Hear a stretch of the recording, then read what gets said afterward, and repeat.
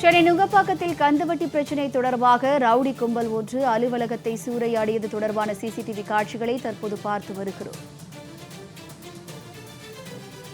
சென்னை நுங்கப்பாக்கத்தில் கந்துவட்டி பிரச்சினை தொடர்பாக ரவுடி கும்பல் ஒன்று அலுவலகத்தில் சென்று அலுவலகத்தை சூறையாடிய சிசிடிவி காட்சிகள் தற்போது வெளியாகியுள்ளது. இது தொடர்பான கூடுதல் விவரங்களை பகிர்ந்து கொள்வதற்காக சிறப்பு செய்தியாளர் ராம்குமார் நம்முடன் இணைப்பில் இணைகிறார். வணக்கம் ராம்குமார், இது தொடர்பான முழு விவரங்கள் என்ன?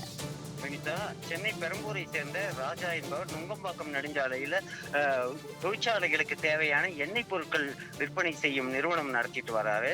இந்த நிலையில இவர் நுங்கம்பாக்கத்தை சேர்ந்த புவனேஷ் மற்றும் நந்தகுமார் ஆகியோரிடம் கடன் பெற்றதாக கூறப்படுகிறது. கடந்த 2 ஆண்டுகளுக்கு முன்பு அலுவலக மேம்பாட்டிற்காக 2 கோடி ரூபாய் கடன் பெற்றிருக்கிறார். இதற்கு கந்து வட்டியாக, அதாவது அதிக அளவிலான கந்து வட்டிக்கு கொடுத்திருக்காங்க. கடந்த 5 மாதங்களாக வட்டி கொடுக்கவில்லை என கூறப்படுகிறது. இந்த நிலையில நேற்று பிற்பகல் அலுவலகத்தில் புகுந்த புவனேஷ் மற்றும் நந்தகுமார் ஆகியோர் அலுவலகத்தில் இருக்கக்கூடிய கம்ப்யூட்டர் சாதனங்கள், ஜெராக்ஸ் மிஷின் உள்ளிட்ட உபயோக பொருட்களை முழுவதுமா உடைத்து நாசமாகி இருக்காங்க.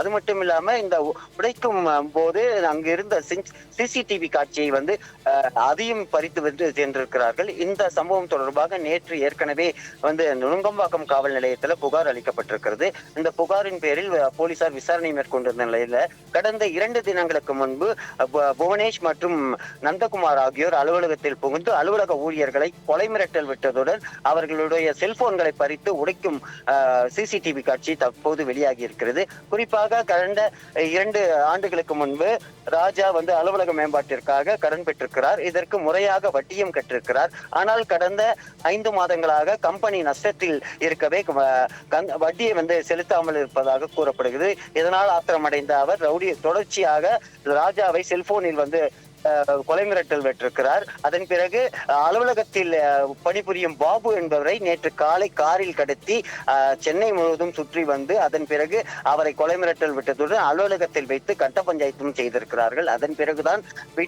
அலுவலகத்தில் இருந்த பொருட்களை சூறையாடி சென்றிருக்கிறார்கள்.